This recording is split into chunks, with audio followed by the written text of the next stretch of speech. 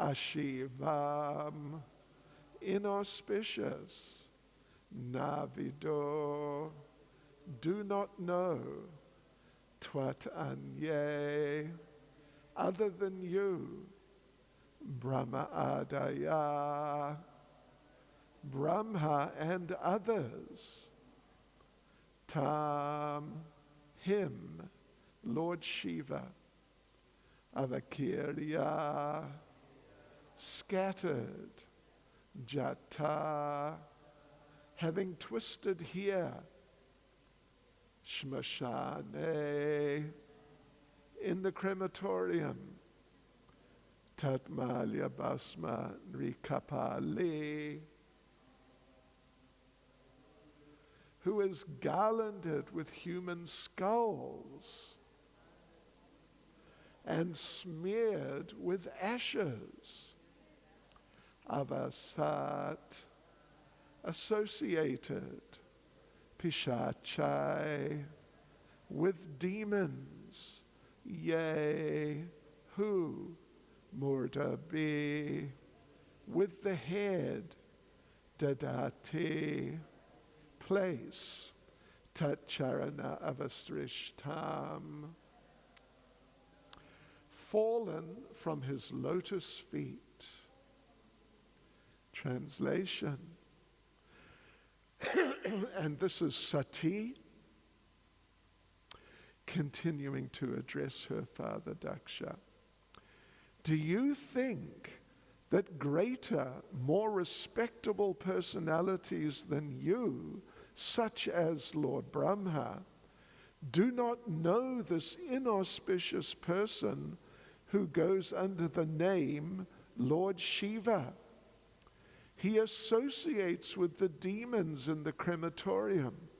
His locks of hair are scattered all over his body.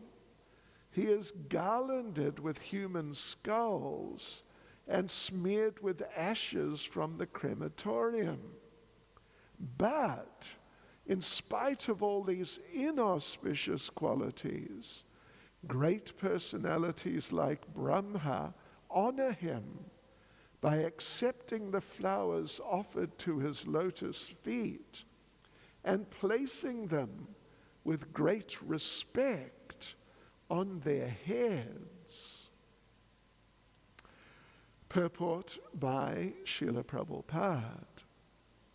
It is useless to condemn a great personality like Lord Shiva, and this is being stated by his wife Sati to establish the supremacy of her husband.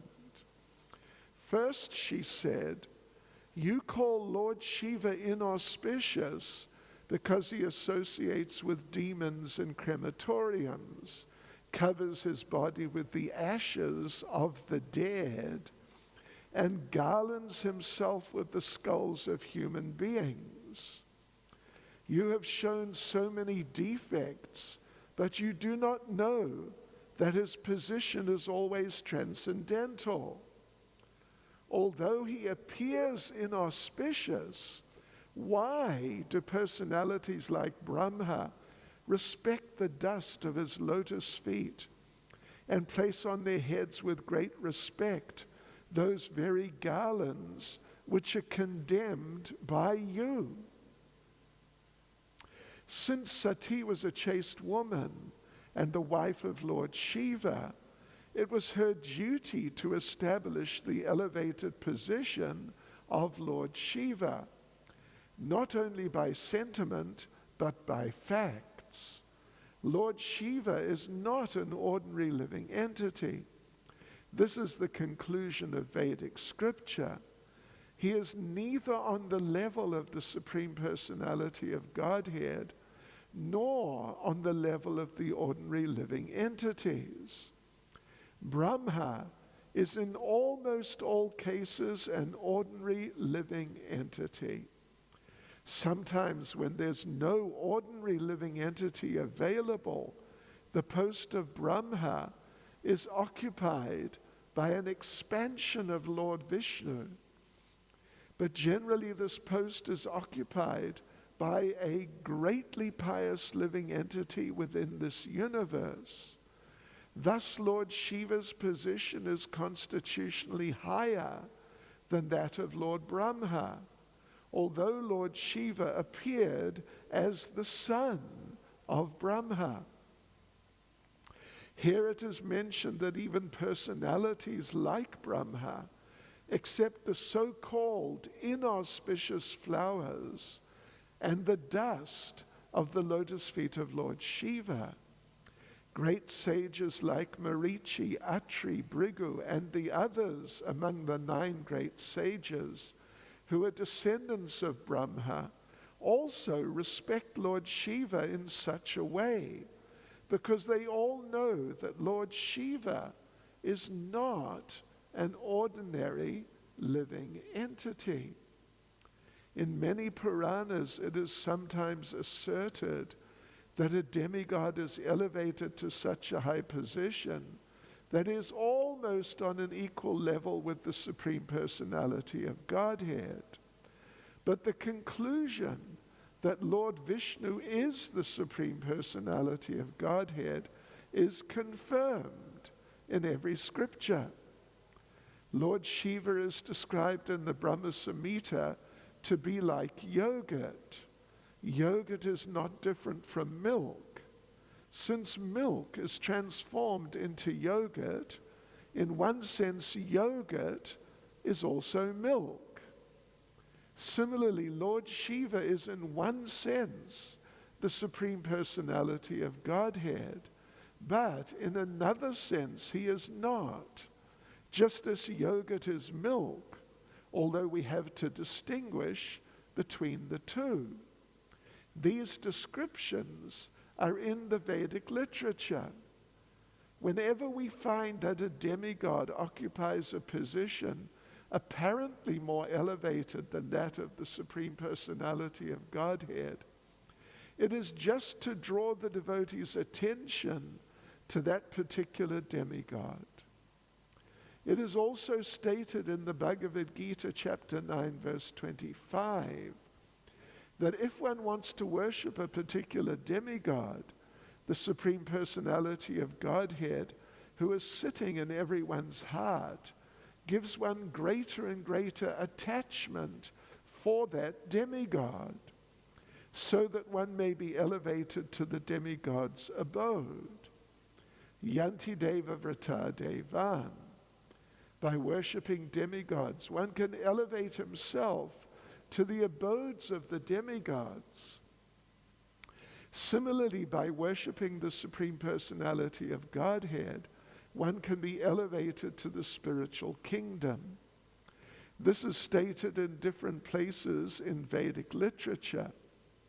Here, Lord Shiva is praised by Sati, partially due to her personal respect for Lord Shiva, since he is her husband, and partially due to his exalted position, which exceeds that of ordinary living entities, even Lord Brahma. The position of Lord Shiva is accepted by Lord Brahma.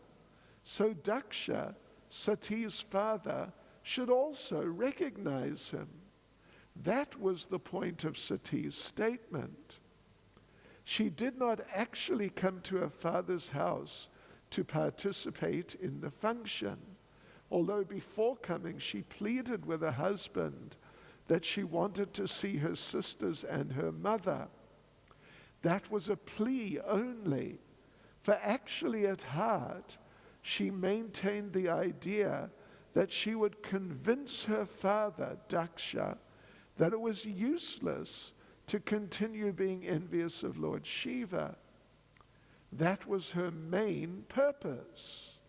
When she was unable to convince her father, she gave up the body he had given her, as will be seen in the following verses.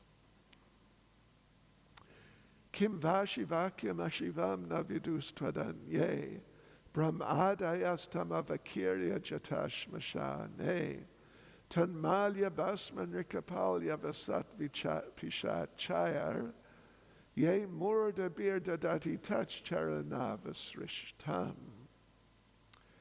Do you think that greater, more respectable personalities than you, such as Lord Brahma, do not know this inauspicious person who goes under the name Lord Shiva? He associates with the demons in the crematorium. His locks of hair are scattered all over his body. He is garlanded with human skulls and smeared with ashes from the crematorium. But in spite of all these inauspicious qualities, great personalities like Brahma honor him by accepting the flowers offered to his lotus feet and placing them with great respect on their heads. Nama Om Vishnupadaya Krishna Prestaya Bhutale Shrimad Bhaktivedanta Swaminiti Namane Namaste Saraswati Deve Gauravani Pracharne Nirvishesha Shunyavadi Paschachade Shatarne Sri Krishna Chaitanya Prabhu Nityananda Shri Advaita Gadadha Shivasati Gaura Bhakta Vrinda Hare Krishna, Krishna Krishna, Hare Hare, Hare Rama, Rama Rama, Hare Hare. Shri Shri Radha Radhanath Shri Giri Govardhan Shri Chaitanya Mahaprabhu Ki Jai. Vanchakalpatarubhyascha kripa sindhubhya evacha Patitanam Pavanebhyo Vaishnavebhyo Namo Namaha. Srila Prabhupada Ki Jai.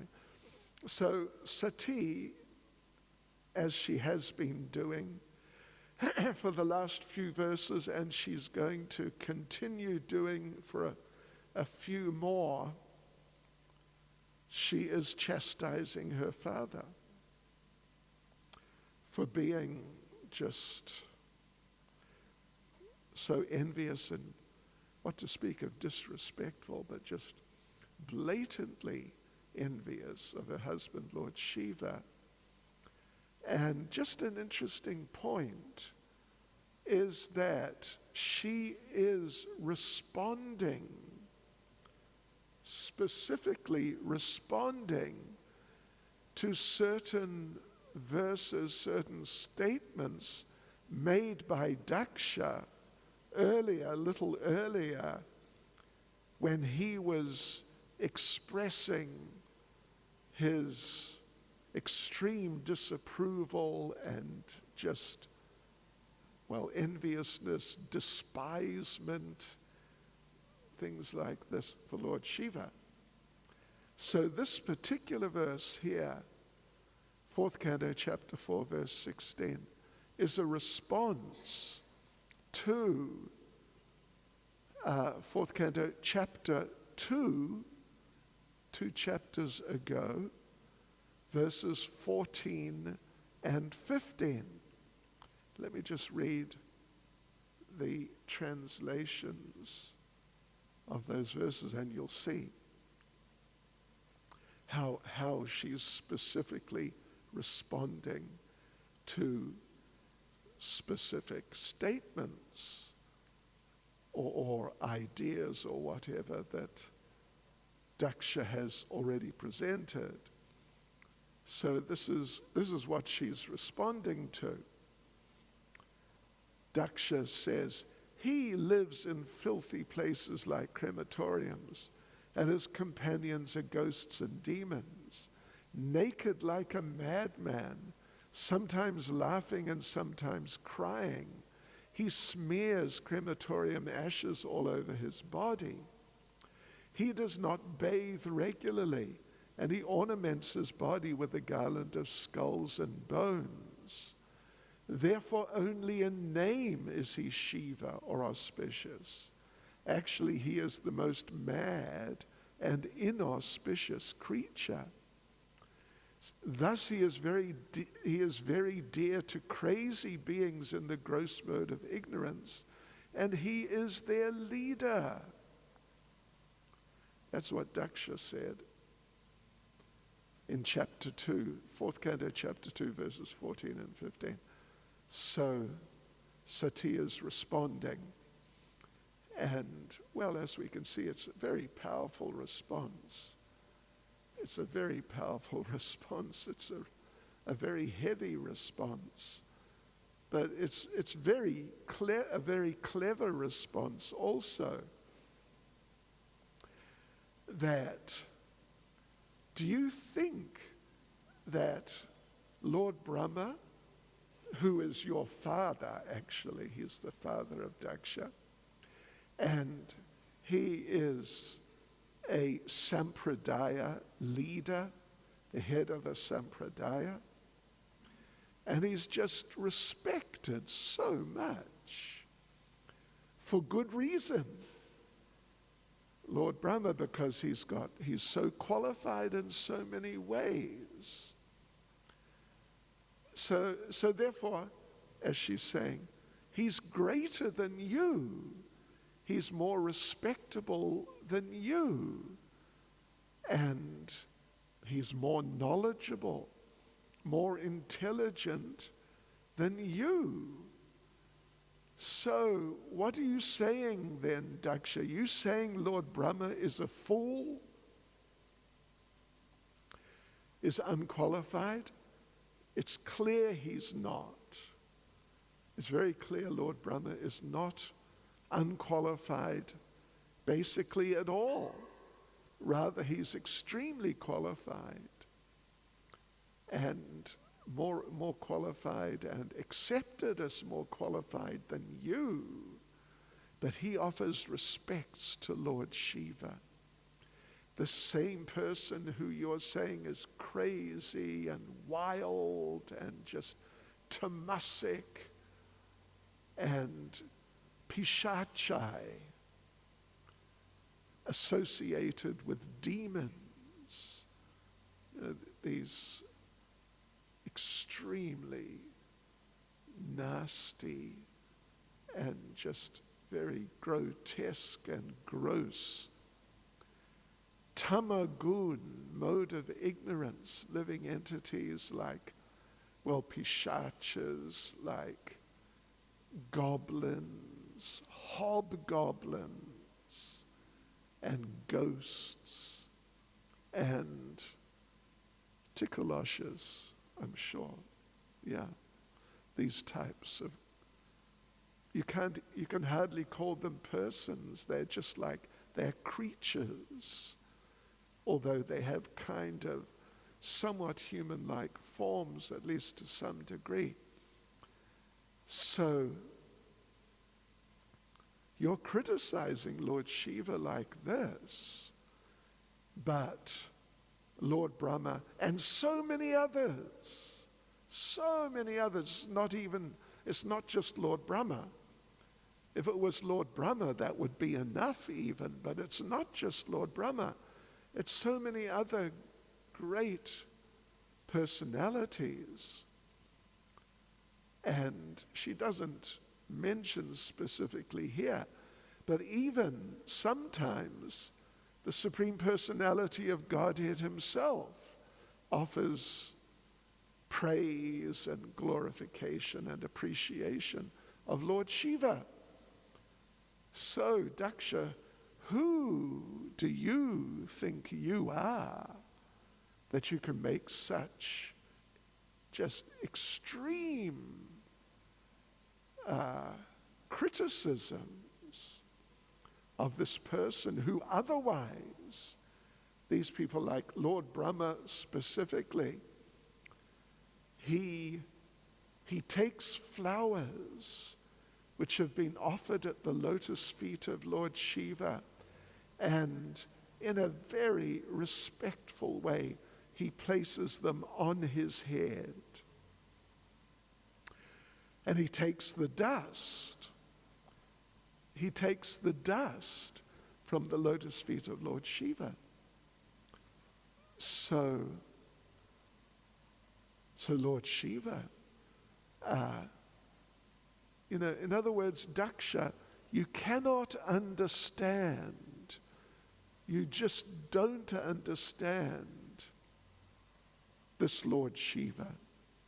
You have misunderstood him extremely badly, and in this way you have created and you're continuing to create offenses at the lotus feet of this great personality. Yes, so this is what she's saying, and of course it's true.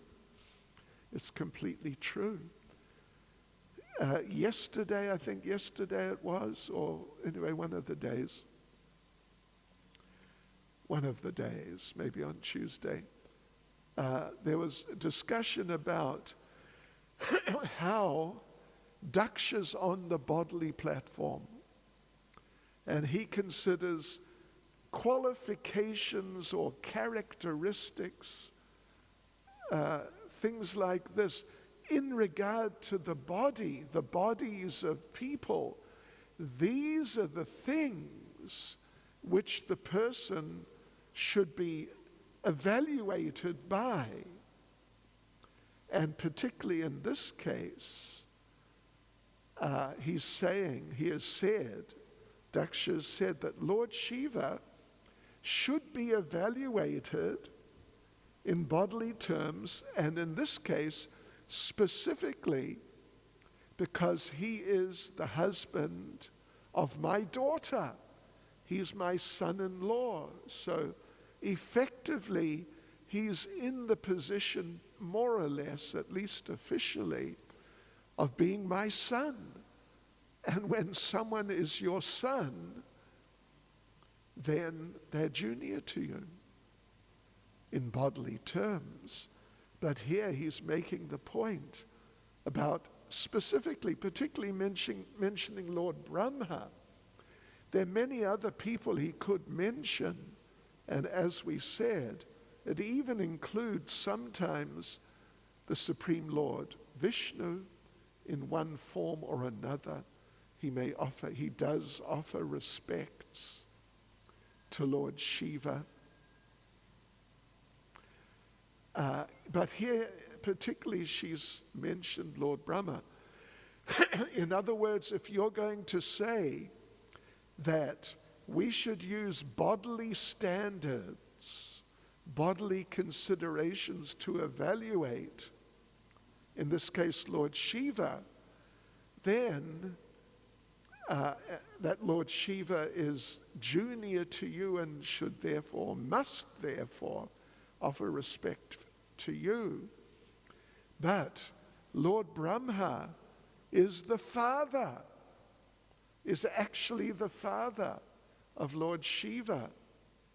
And Lord Brahma is offering such great respect, taking the dust from the lotus feet of Lord Shiva, taking some flowers that have been offered at the lotus feet of Lord Shiva, putting them on his head, that you can hardly offer more respect to a person than by taking something which has come from their feet and placing it on your head, because the feet are the lowest part. They are the lowest part of the body. And the feet, let's not get into it too much, but the feet, you know what the feet become like after a while. They become a little smelly and things like that. Yes. So the feet are the lowest part just in terms of level, physical level. But the feet are also low in terms of quality. So to take something from the feet of a person and place it on your head, which is the highest point, where the brain is, and that you can't really offer more respect than that. And that's what Lord Brahma does, even though he's the father. So in other words, Daksha, you have missed the point in just an outrageous way, a really, really terrible way. So here in the purport, Srila Prabhupada, of course he discusses these points, but he also discusses about Lord Shiva. Who is Lord Shiva? What is his nature really, so we can understand? Actually, Lord Shiva is spiritually and materially, in any sense, Lord Shiva is even higher than Lord Brahma.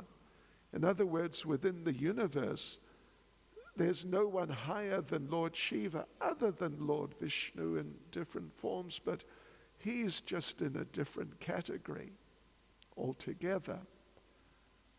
So, but of all the living entities in the universe, Lord Brahma, he's very high, but Lord Shiva's even higher because he's a partial form, a type of form, a type of manifestation of the Supreme Lord.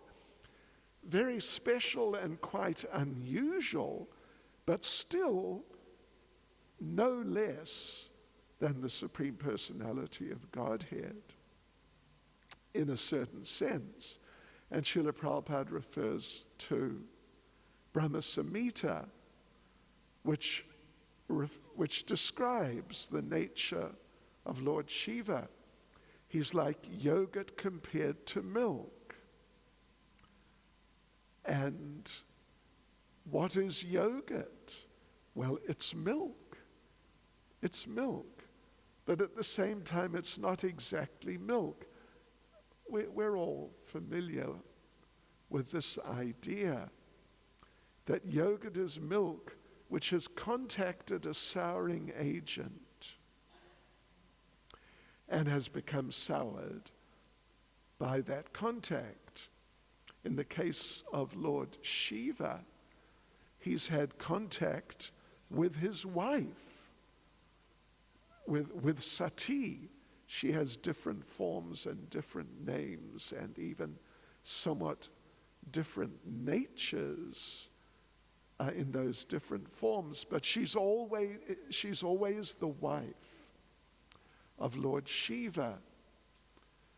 And as happens, we hear, when a man accepts a wife, some influence is there.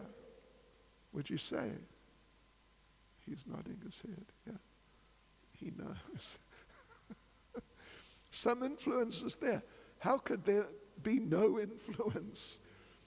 There would have to be such a level of detachment that the woman would hardly be the man's wife.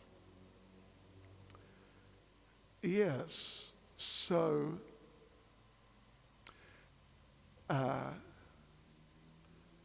Lord Shiva becomes soured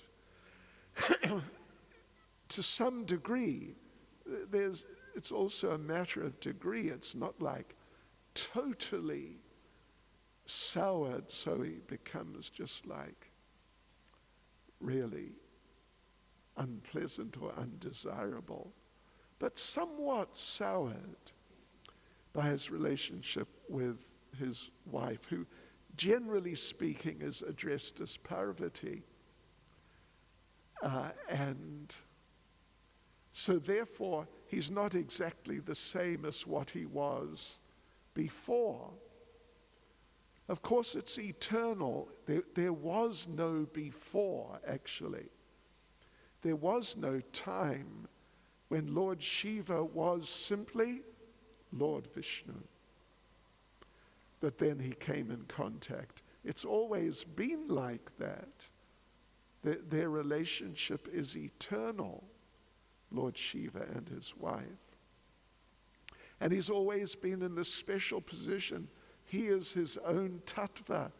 Shiva Tattva, Vishnu Tattva, Jiva Tattva. You know, we hear about these two tattvas or categories of beings more than others, but Lord Shiva is his own tattva, his own category, Shiva Tattva, just as Srimati Radharani is her own tattva, Shakti Tattva, and with her expansions also, they're in that category. So yes, Lord Shiva's like that. So you cannot say, just as with yogurt, you cannot say that it's not milk, like it's just something else, like orange juice is different from milk. You cannot say like that. Yogurt is milk, it's a milk product. But at the same time, it's not exactly milk as such. And of course, you can turn milk into yogurt, but you can't turn yogurt back into milk. It's permanent. That's it. It's finished like that. So what a position Lord Shiva's in. It's just a very amazing position and a very glorious position.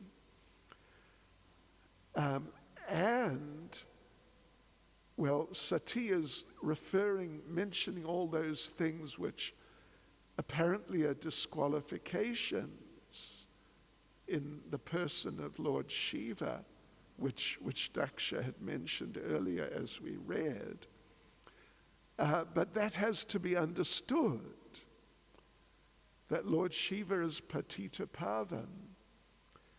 That's also a name for him. Of course, it's a name for Lord Chaitanya, obviously, but it's also a name for Lord Shiva, that he specifically goes out of his way to deliver these beings who would otherwise be considered impossible, beyond the possibility of redemption, not worth trying even to do anything.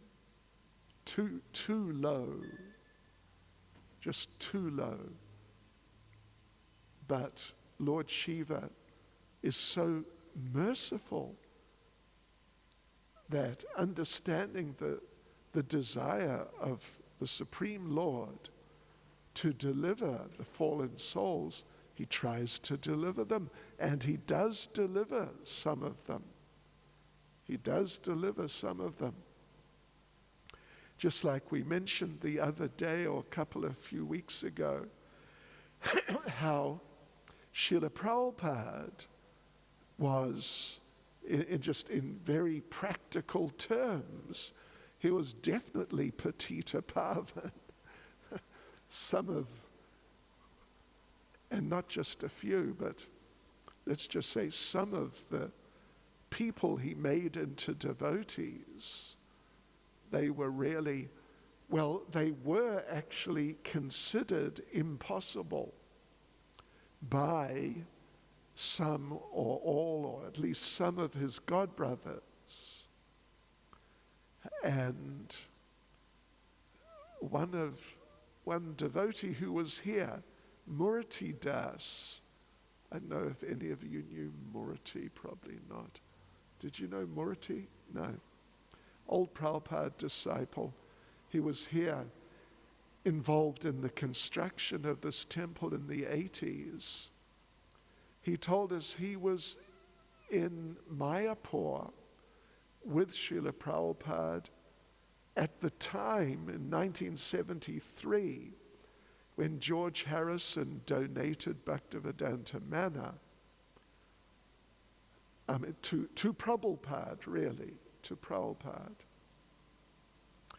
And on that day, the very day the news came that George Harrison has done this and given this very nice and very valuable place for Srila Prabhupada and his followers, on that day, Srila Prabhupada was meant to go and visit his godbrother, Sridhar Swami, who was generally favorable to Prabhupada. Others of his godbrothers, anyway.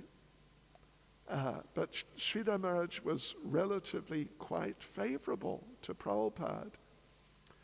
And this news came, and Prabhupada was just about to go and visit Sridhar Maharaj in Navadvip. And Murti Prabhu said that either he or one other devotee, but he was present, said to Prabhupada, "Oh, we will have to tell Sridhar Maharaj that this has happened, that George Harrison has donated this valuable property, and it's very good." And Srila Prabhupada said, "No, don't tell him, because he will think that it's a contaminated donation, and by accepting it, we will become contaminated because it's coming from a contaminated person." And yeah, well, let's face it, George Harrison was, he was a devotee, but there was some contamination also. So yes, Lord Shiva is so kind, so broad-minded, that he actually goes to the places where these ghouls, and the term is used, pishachas, these just really demoniac beings who are, whether they're human species or not is really quite debatable. Even though many of them have somewhat human features. And he spends time with them, and he adopts an appearance which will appeal to them and which will encourage them to accept him and take him seriously.